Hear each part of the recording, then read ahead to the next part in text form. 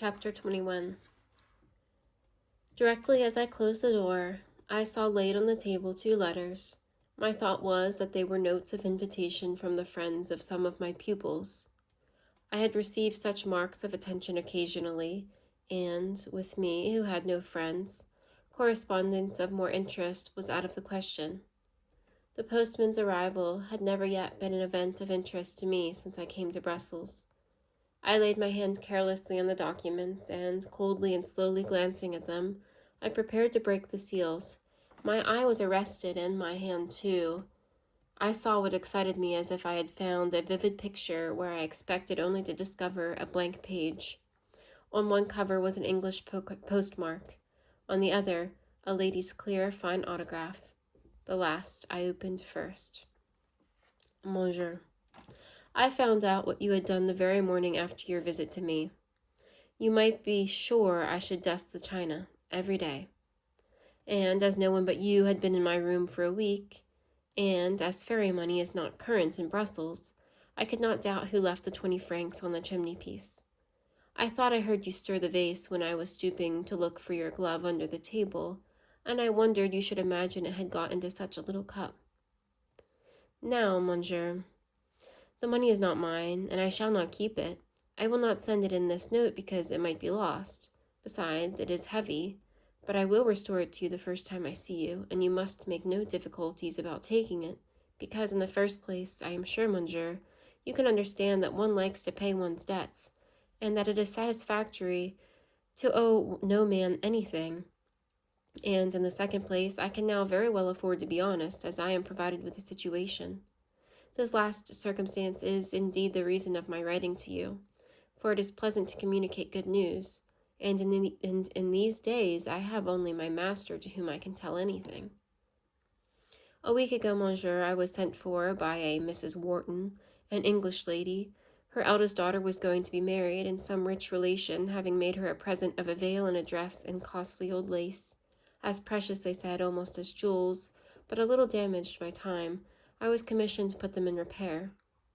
I had to do it at the house. They gave me, besides some embroidery to complete, and nearly a week elapsed before I had finished everything. While I worked, Miss Wharton often came into the room and sat with me, and so did Mrs. Wharton. They made me talk English, asked how I had learned to speak it so well. Then they inquired what I knew besides, what books I had read. Soon they seemed to make a sort of wonder of me, considering me no doubt as a learned grisette. One afternoon, Mrs. Wharton brought in a Parisian lady to test the accuracy of my knowledge of French. The result of it was that, owing probably in a great degree to the mother's and daughter's good humor about the marriage, which inclined them to do beneficent deeds, and partly, I think, because they are naturally benevolent people, they decided that the wish I had expressed to do something more than mend lace was a very legitimate one. And the same day, they took me in their carriage to Mrs. D.'s, who is the directress of the first English school at Brussels. It seems she happened to be in want of a French lady to give lessons in geography, history, grammar, and composition in the French language. Mrs. Wharton recommended me very warmly, and, as 2 of her younger daughters are pupils in the house, her patronage availed to get me the place.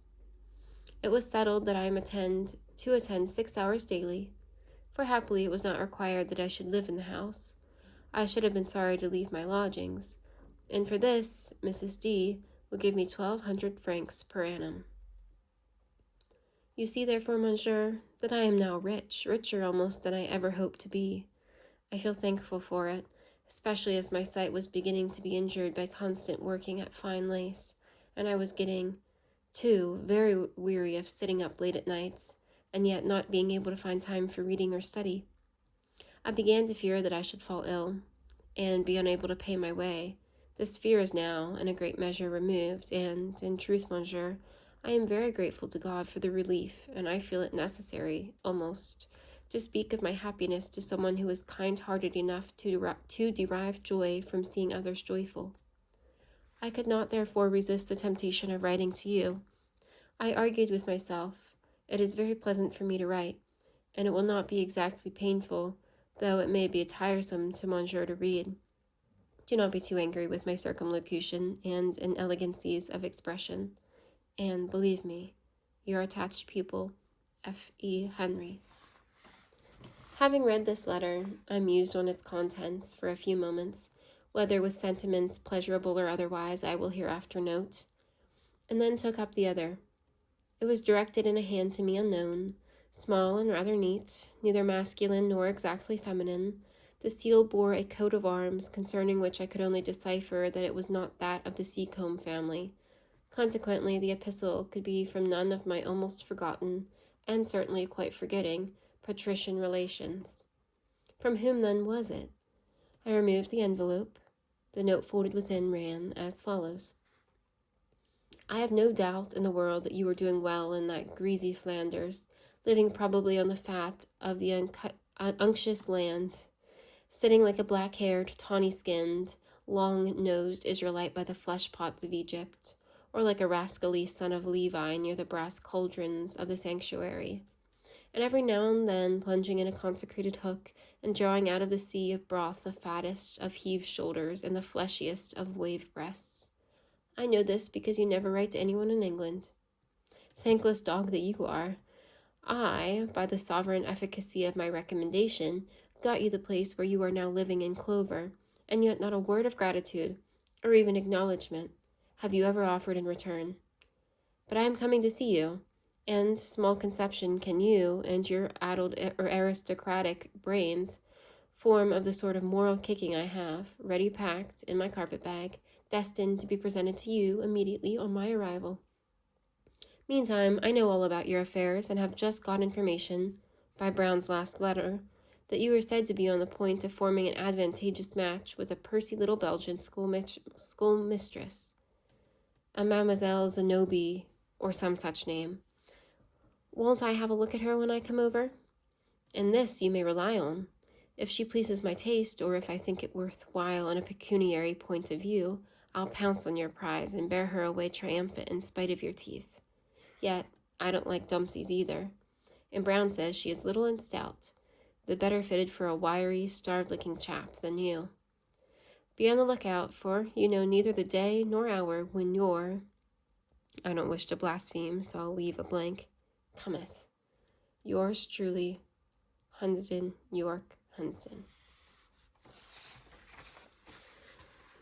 Said I, and ere I laid the letter down, I glanced again at the small, neat handwriting, not a bit like that of a mercantile man, nor indeed of any man except Hunsden himself. They talk of affinities between the autograph and the character. What affinity was there? I recalled the writer's peculiar face and certain traits I suspected rather than knew to appertain to his nature, and I answered, a great deal. Hunsden then was coming to Brussels, and coming I knew not when, coming charged with the expectation of finding me on the summit of prosperity, about to be married, to step into a warm nest, to lie comfortably down by the side of a snug, well-fed little mate. I wish him joy of the fidelity of the picture he has painted, thought I. What will he say when instead of a pair of plump turtle doves, billing and cooing in a bower of roses, he finds a single lean cormorant standing mateless and shelterless on poverty's bleak cliff? Oh, confound him. Let him come, and let him laugh at the contrast between rumor and fact. Were he the devil himself, instead of being merely very like him, I'd not condescend to get out of his way, or to forge a smile, or a cheerful word wherewith to avert his sarcasm. When I returned to the other letter, that struck a chord whose sound I could not deaden by thrusting my fingers into my ears, for it vibrated within, and though its swell might be exquisite music, its cadence was a groan. That Frances was relieved from the pressure of want, that the curse of excessive labor was taken off her, filled me with happiness. That her first thought in prosperity should be to augment her joy by sharing it with me, met and satisfied the wish of my heart. 2 results of her letter were then pleasant, sweet as 2 draughts of nectar, but applying my lips for the 3rd time to the cup, and they were excoriated as with vinegar and gall. 2 persons whose desires are moderate may live well enough in Brussels on an income which would scarcely afford a respectable maintenance for one in London. And that not because the necessaries of life are so much dearer in the latter capital, or taxes so much higher than in the former, but because the English surpass in folly all the nations of God's earth, and are more abject slaves to custom, to opinion, to the desire to keep up a certain appearance, than the Italians are to priestcraft, the French to vainglory, the Russians to their czars, or the Germans to black beer. I have seen a degree of sense in the modest arrangement of one homely Belgian household that might put to shame the elegance and superfluities, the luxuries, the strained refinements of 100 genteel English mansions. In Belgium, provided you can make money, you may save it. This is scarcely possible in England. Ostentation there lavishes in a month what industry has earned in a year. More shame to all classes in that most bountiful and beggarly country for their servile following of fashion. I could write a chapter or two on this subject, but must forbear, at least for the present. Had I retained my £60 per annum, I could, now that Frances was in possession of £50, have gone straight to her this very evening and spoke out the words which, repressed, kept fretting my heart with fever. Our united income would, as we should have managed it, have sufficed well for our mutual support, since we lived in a country where economy was not confounded with meanness, where frugality in dress, food, and furniture was not synonymous with vulgarity in these various points. But the placeless usher, bare of resource, and unsupported by connections, must not think of this. Such a sentiment as love, such a word as marriage, were misplaced in his heart and on his lips. Now, for the first time, did I truly feel what it was to be poor. Now did the sacrifice I had made in casting from me the means of living put on a new aspect.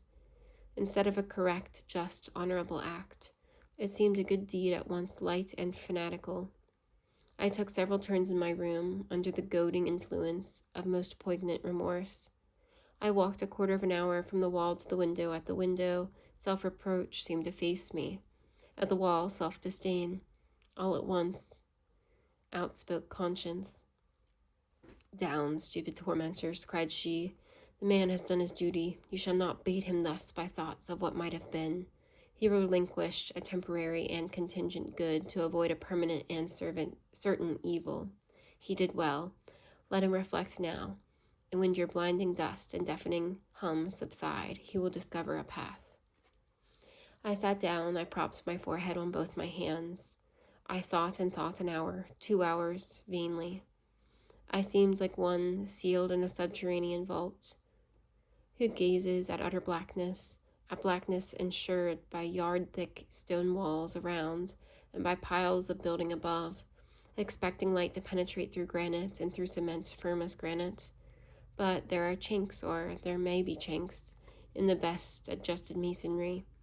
There was a chink in my cavernous cell, for eventually I saw or seemed to see a ray, pallid indeed, and cold and doubtful, but still a ray, for it showed that narrow path which conscience had promised. After 2-3 hours torturing research in brain and memory, I disinterred certain remains of circumstances, and conceived a hope that by putting them together an expedient might be framed, and a resource discovered. The circumstances were briefly these. Some 3 months ago, Monsieur Bellet had, on the occasion of his party, given the boys a treat, which treat consisted in a party of pleasure to a certain place, a public resort in the outskirts of Brussels, of which I do not at this moment remember the name. But near it were several of those lakelets called ponds, and there was one pond, larger than the rest, where on holidays people were accustomed to amuse themselves by rowing around it in little boats. The boys, having eaten an unlimited quantity of waffles and drunk several bottles of Louvain beer, amid the shades of a garden made and provided for such crams, petitioned the director for leave to take a row on the pond. Half a dozen of the eldest succeeded in obtaining leave, and I was commissioned to accompany them as supervisor. Among the half-dozen happened to be a certain Jean-Baptiste Van den Houten, a most ponderous young Flamand, not tall, but even now, at the early age of 16, possessing a breadth and depth of personal development truly national. It chanced that Jean was the first lad to step into the boat.